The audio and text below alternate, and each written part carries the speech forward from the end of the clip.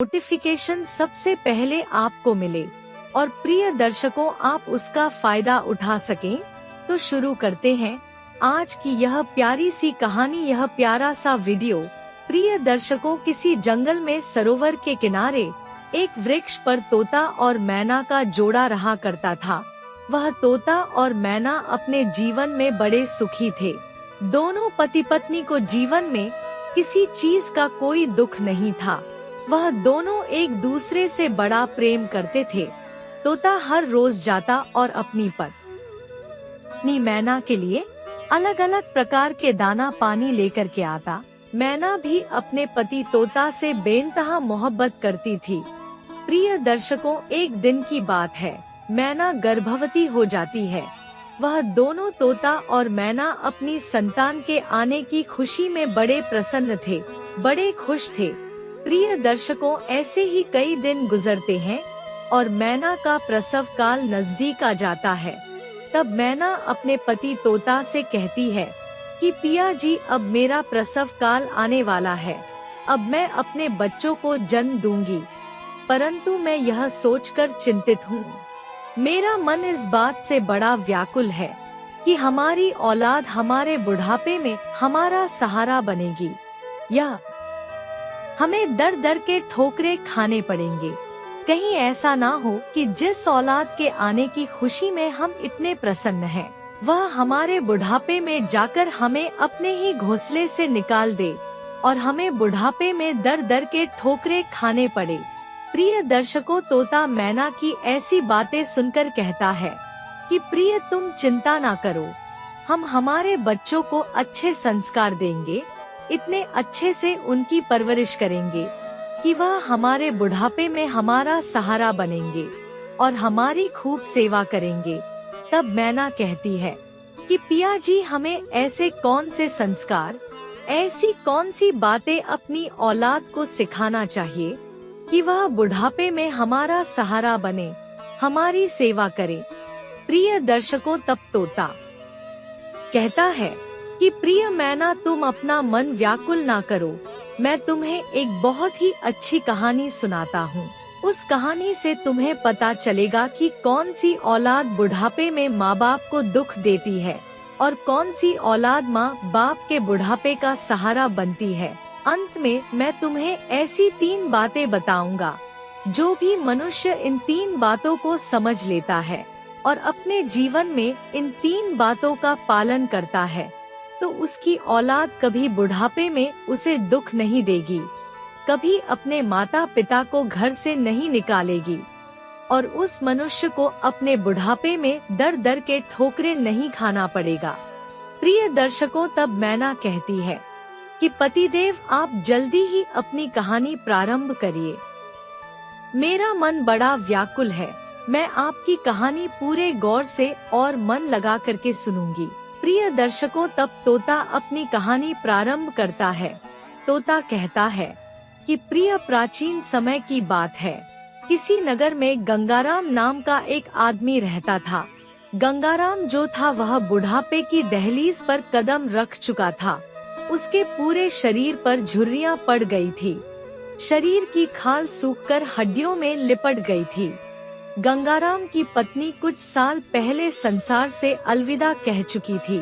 बूढ़े गंगाराम के 4 बेटे थे, चारों का विवाह हो चुका था और बुढ़ापे में उसे अपने बेटों का ही आसरा था। गंगाराम सोचता था कि मेरे तो 4 बेटे हैं, मुझे भला किस बात की चिंता है, बुढ़ापे में कोई ना कोई मेरी देखभाल करता ही रहेगा। प्रिय दर्शकों, तोता आगे अपनी पत्नी मैना से कहता है कि प्रिय, इसी उम्मीद के साथ में गंगाराम अपने बेटों के साथ रह रहे थे, लेकिन बेटे उसके साथ ऐसा बर्ताव करेंगे, इसकी उसने कभी कल्पना भी नहीं करी थी। उसके बेटों ने अपने बूढ़े पिता की चारपाई को घर के एक कोने में डाल दिया था। अब तो गंगाराम उसी चारपाई पर बैठा बैठा घर में आने जाने वालों को देखता रहता था। घर का कोई भी सदस्य उससे सीधे बात नहीं करता था। जिस किसी से भी गंगाराम अपने लिए भोजन और दवाई की बात कहता, वही उसे कड़वे शब्दों में उल्टा जवाब देता।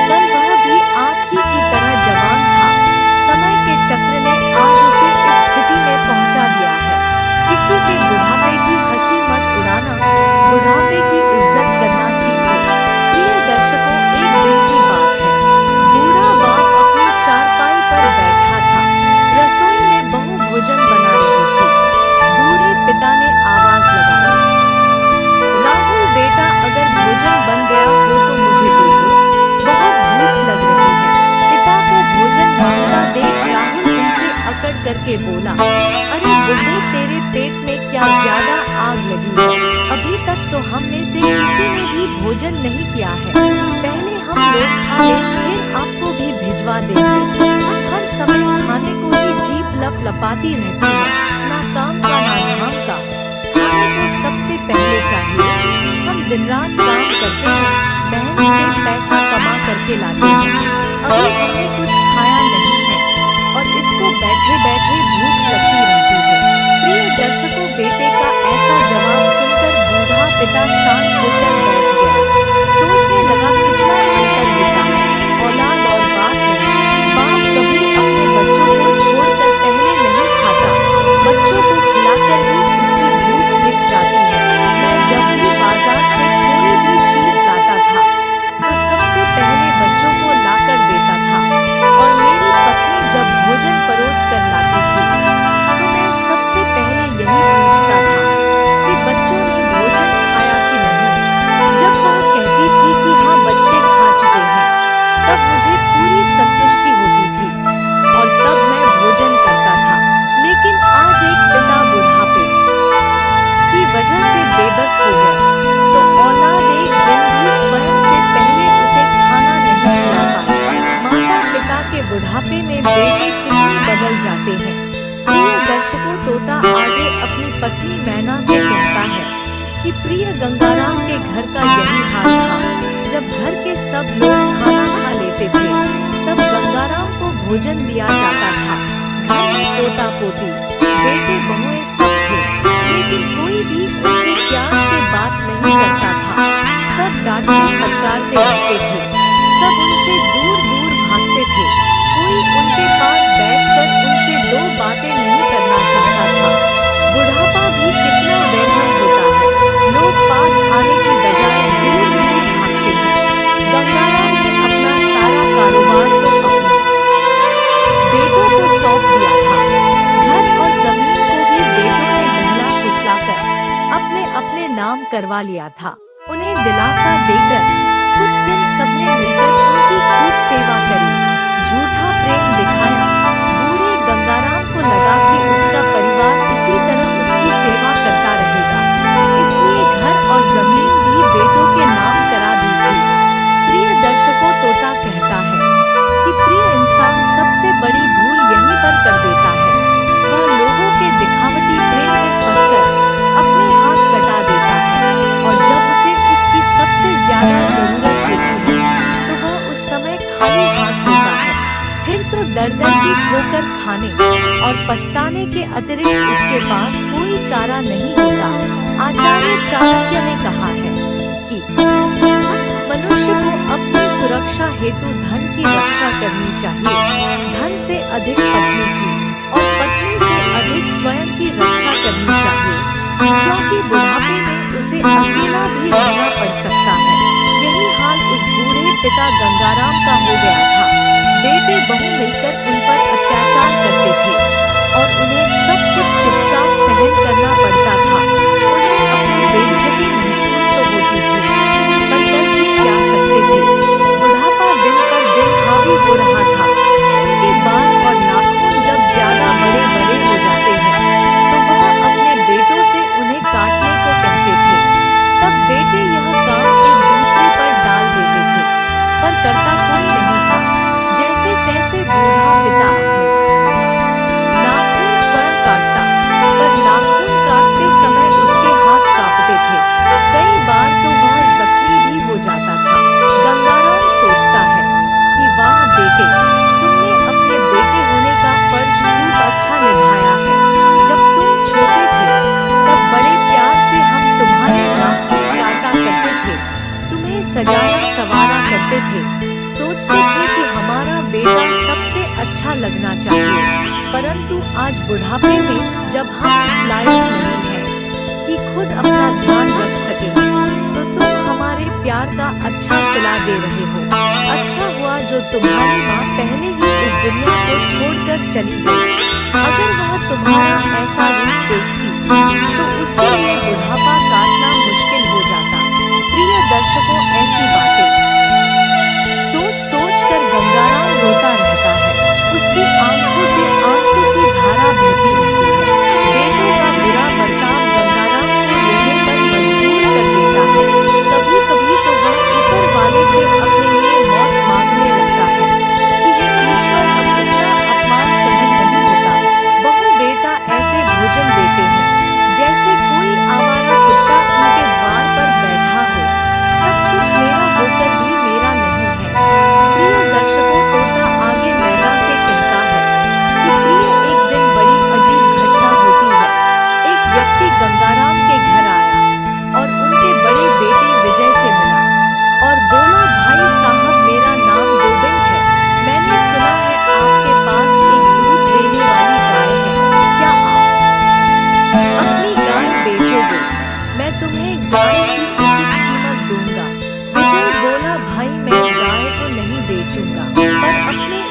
बूढ़े बाप को जरूर बेचूंगा, क्या आप इन्हें खरीदोगे? हम सब लोग इस बूढ़े से बहुत परेशान हैं, तुम इसे ले जाओ और किसी काम पर लगा देना, यह आफत हमारे घर से टल जाएगी, तो हम सब शांति में आ जाएंगे।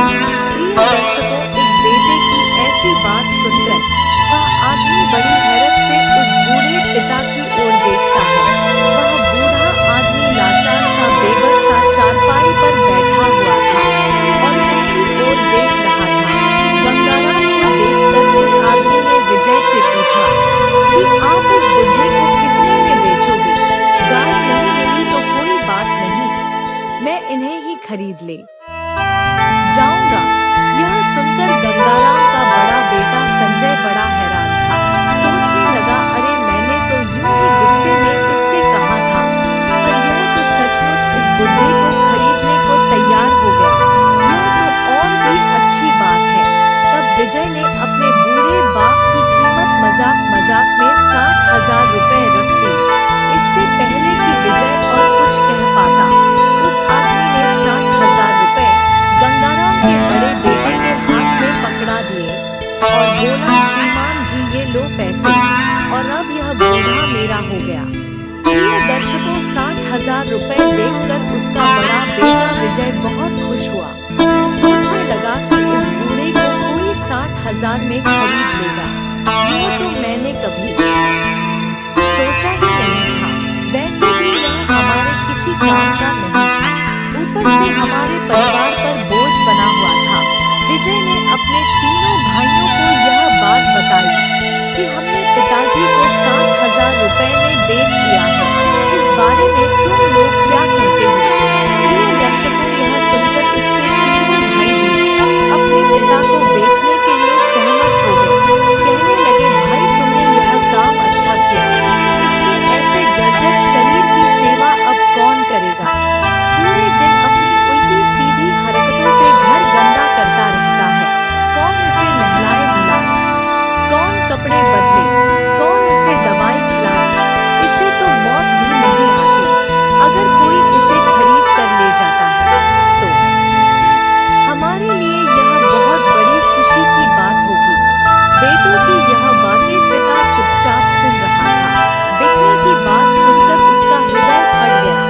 उसे अपने कानों पर विश्वास नहीं हो रहा था कि क्या कोई औलाद अपने माँ बाप के साथ ऐसा भी कर सकती है। गंगाराम यह तो जानते थे कि उनके बेटे उनकी इज्जत नहीं करते हैं, पर वह यह नहीं जानते थे कि उनके बेटे इतने ज्यादा गिरे हुए हैं कि चंद पैसों के लिए वह मुझे बेच देंगे।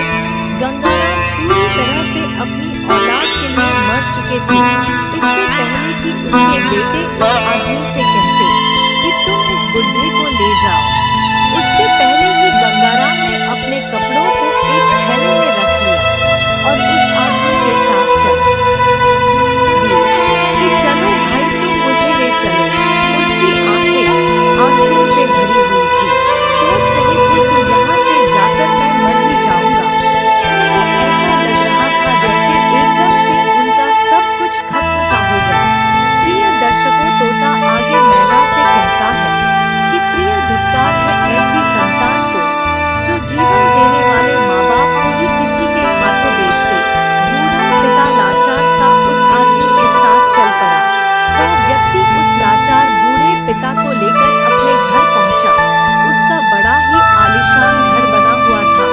उसने बूढ़े गंगाराम को अपने घर में रख लिया और कहा, बाबा आप उस घर के एक कोने में घुट घुट कर रहते थे, आज से यह पूरा घर तुम्हारा है, जहाँ मर्जी हो वहाँ रहो, जहाँ मर्जी हो टहलो।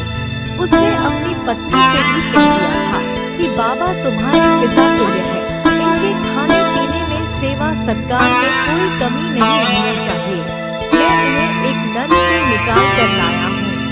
पत्नी भी उसकी बड़े अच्छे विचारों वाली थी। वह बूढ़े बाबा की बड़ी चिंता फिक्र रखने लगी, समय पर खाना पीना देती थी, समय से उन्हें नहलाती थी, उनकी दवा गोली करती थी। जल्दी ही गंगाराम अपने घर का वह अत्याचार भूल गए जो उनके साथ उनके बेटों ने किया था। गंगाराम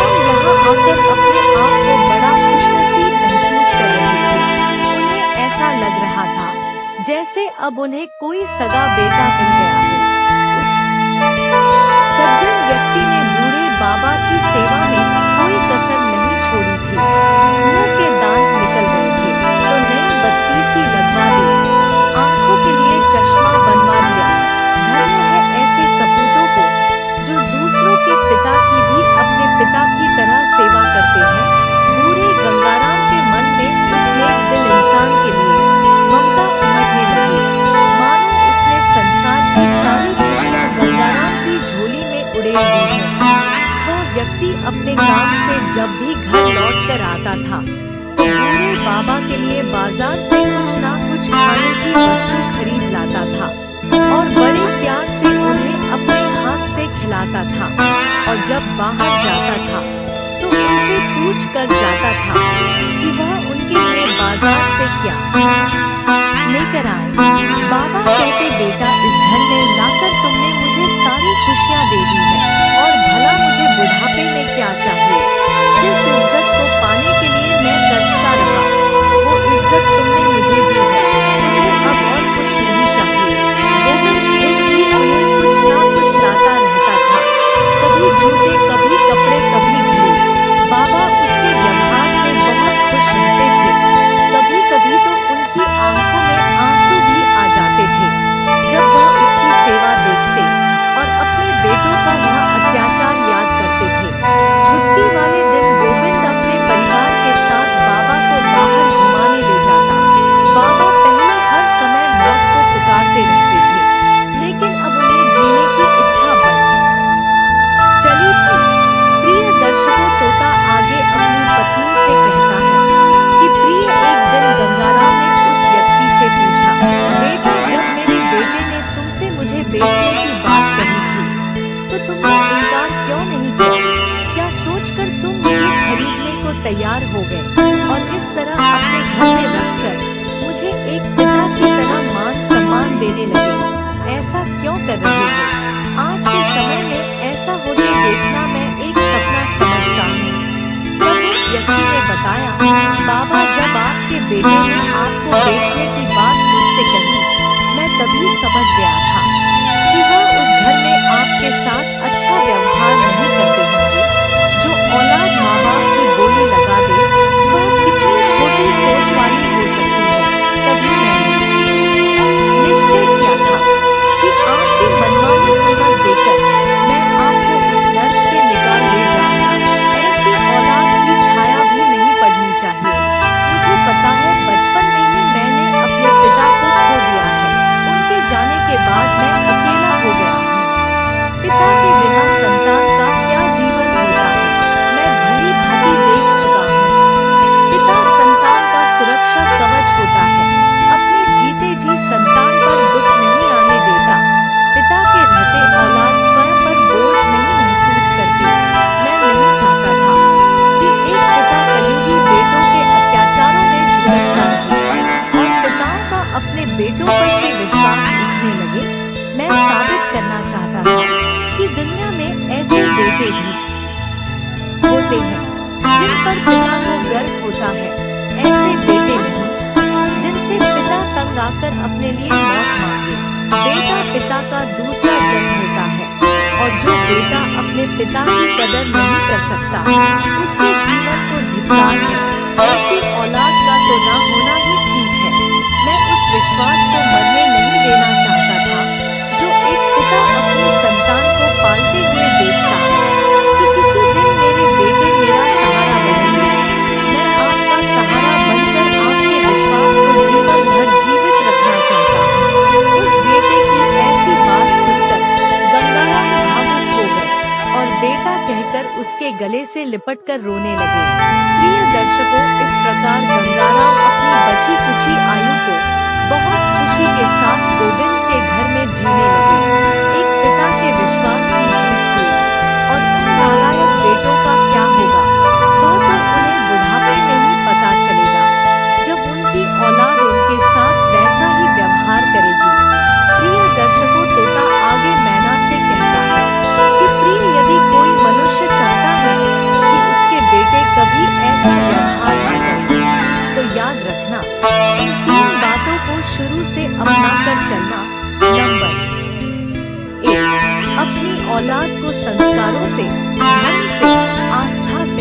विश्वास से जोड़ कर रखना, क्योंकि जिस औलाद के संस्कार अच्छे होते हैं, जो औलाद धर्म से जुड़ी होती है, वह कभी अपने माँ बाप का अपमान नहीं करती, वह माँ बाप की कीमत को जानती है।